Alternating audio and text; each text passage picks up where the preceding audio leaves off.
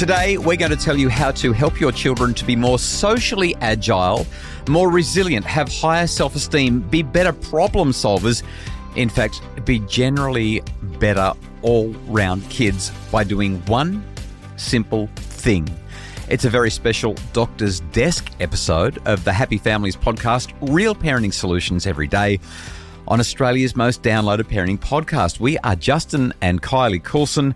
Kylie, you love it when we talk science. These are your favourite episodes. And today we are going to get right into the nitty-gritty of an International Journal of Environmental Research and Public Health 2015 meta-analysis systematic review about risky outdoor play and how healthy our children will be. Well, let's get straight into it then. What is risky play? Because you start saying things like that and with an intro like you gave, and I'm feeling a little bit nervous about what it is you're actually asking me as a parent to do. Okay.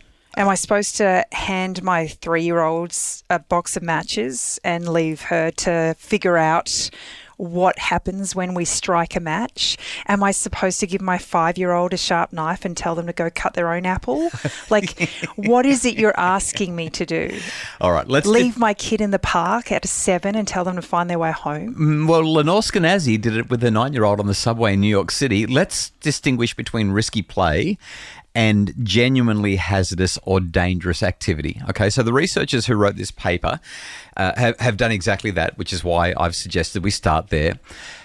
A dangerous or hazardous activity is something where a child can't assess for themselves what the risks are, or there's no clear benefit to them doing it. So, for example... So a 3-year-old can't assess the risk of crossing the road when a car's coming? Yeah, probably. Like if you're playing in the park and there's no fence and the kids could run across the road, that would be hazardous, that would be dangerous. I mean, that's just not sensible, right? So that's not what I'm talking about when I say we're going to talk about risky play.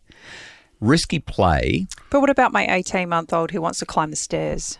Yeah, they start to figure that out, and there is definitely a benefit to it as well. Okay, so there were two things. They've got to be able to assess the risk, and there needs to be a level of benefit to it. There is no benefit to letting the kids run around and kick a footy at the age of 3 and 4 right next to a busy highway.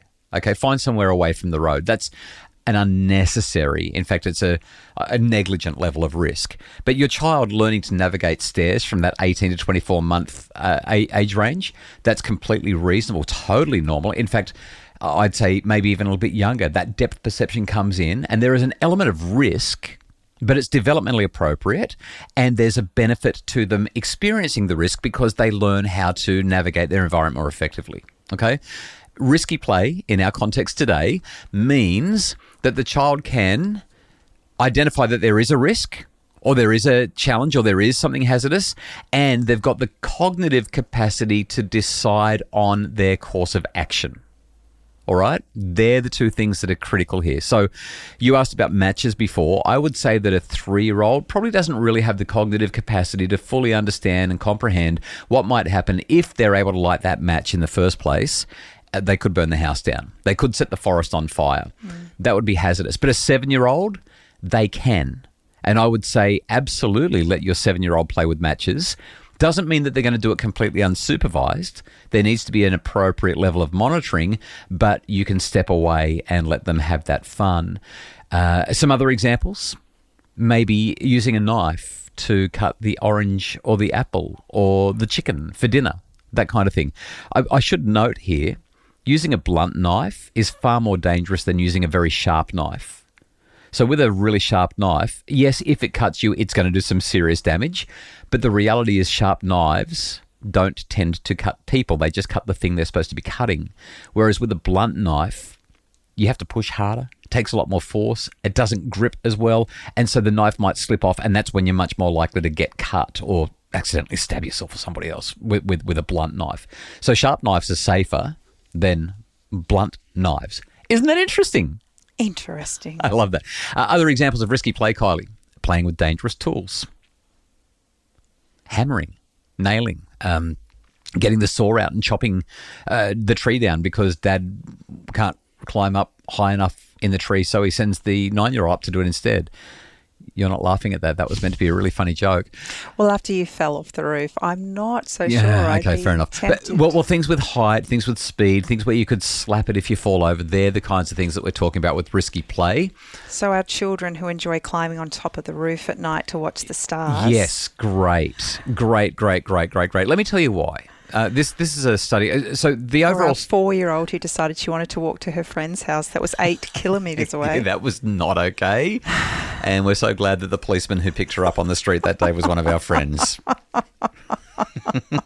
It's funny how, like, if you don't lock the front door and you've got little kids, they can sneak out and they will just try to go places. We learnt that lesson and it was a valuable lesson. Thank you for reminding me.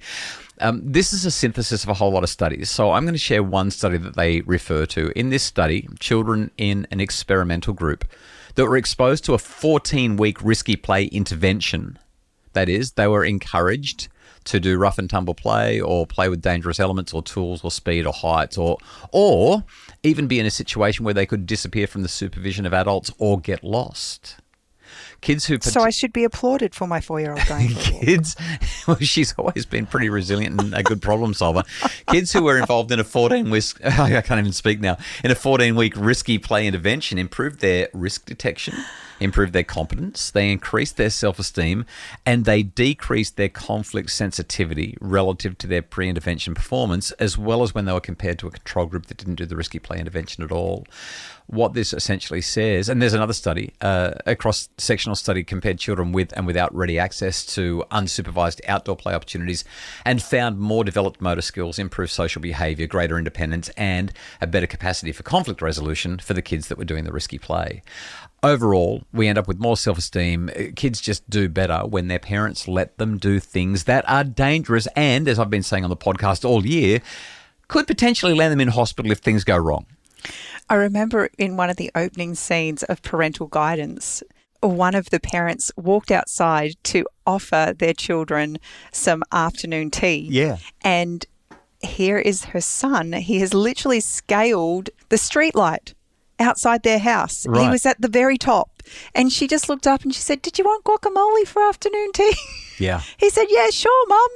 It was like she didn't even flinch. Really happy kids, really well adjusted, doing really, really well. In fact, they ended up winning Parental Guidance. The parents who let their kids literally climb the lamp poles in the street.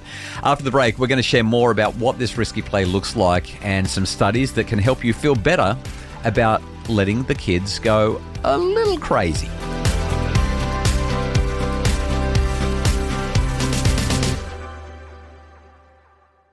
Okay, Kylie, there's a whole lot of research around this. It's a provocative topic. We like to bubble wrap and cotton wool our kids. We want them to be safe. I want to share a couple of studies that literally, as I was reading through this paper that we will link to in the show notes, the paper itself is called "What is the Relationship Between Risky Outdoor Play and Health in Children? A Systematic Review." There's about 15 researchers that have worked on this thing. And a couple of times, not only did I underline what I was reading, but I also wrote the word "wow" in the margins because I was so blown away by what it showed. Let me highlight a couple of things. First of all, risky play does involve some risk. It is possible that your child may end up with a fractured arm, elbow, humerus, fibia, tibia. Or you will, because you rescue them. Yeah, or attempt to rescue them. There is a chance that there'll be cuts and scratches and bruises. Somebody might injure themselves. Okay, that's the very idea of it, though.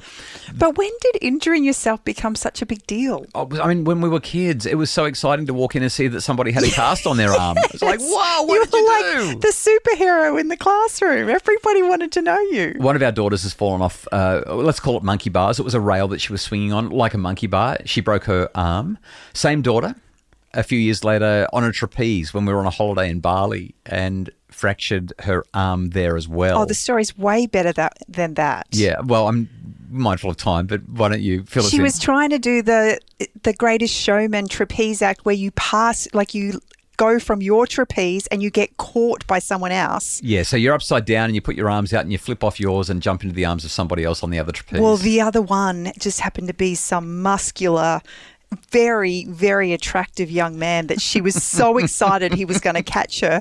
And in the flurry of trying to do the the trick, she forgot everything. Yeah, and she fractured her arm.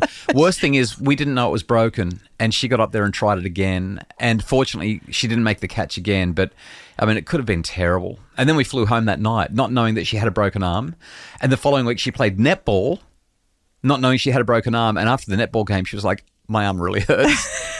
And we were like, well, we've already had an x-ray. Nothing had shown up, but this time it did show up. Anyway, I digress. Great story. I'm glad you shared that extra detail.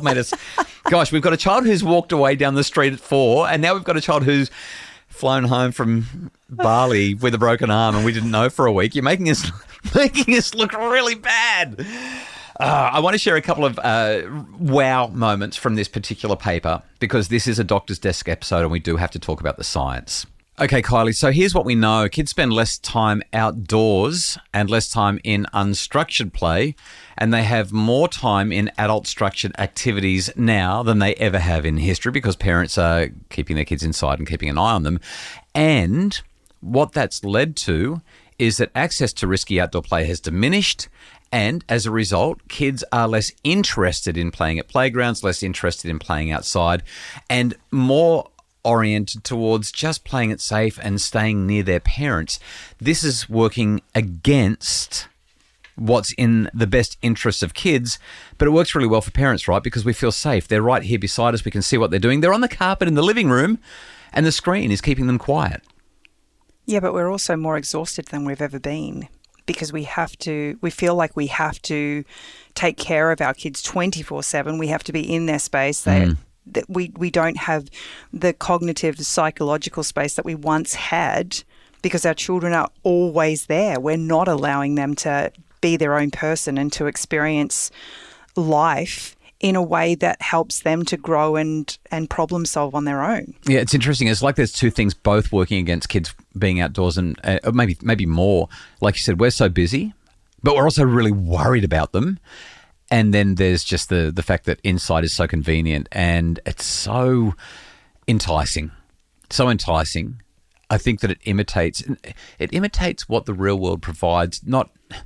That's the wrong word. It supports, it makes kids feel like their needs are being met better than like instant gratification, instant reward, cheap dopamine, rather than going out and having to build that treehouse or ride up that hill or do those hard things. There's just one more thing that I really wanted to highlight. I mean, I could go on and on. There's so much in this study. But one thing in particular really caught me, and that was this. One study by a researcher called Ruby Davies showed that fracture frequency and severity is not related to the height of playground equipment. That is, arm fractures, which account for 42% of playground fractures, were just as likely to occur at low heights as they were above that mark. In fact, 54% are at low heights, 46% are at high heights. Now, it might just be that more kids are hanging around at low levels, but most of the fractures are occurring at low levels, not at high levels. So we're trying to keep our kids low to the ground. We're trying to keep them safe, but they can still get hurt there. And they're finding the playgrounds boring and they're looking for other things to do anyway. Overall, this is a really clear picture. Our kids need risky play. It benefits them. Here's the conclusion. Specifically, play where children can disappear or get lost, and risky play supportive environments are positively associated with physical activity and social health, and negatively associated with sedentary behaviour. Play at height, not related to fracture frequency or severity. Engaging in rough and tumble play doesn't increase aggression, and it's associated with increased social competence for boys and popular kids. However, the results are a bit mixed for other kids, and there's also an indication that risky play is supportive of playtime, social interactions, creativity, and resilience. Case closed? The Happy Families podcast is produced by Justin Rowan from Bridge Media. If you'd like more information and more resources to make your family happier, visit us at happyfamilies.com.au.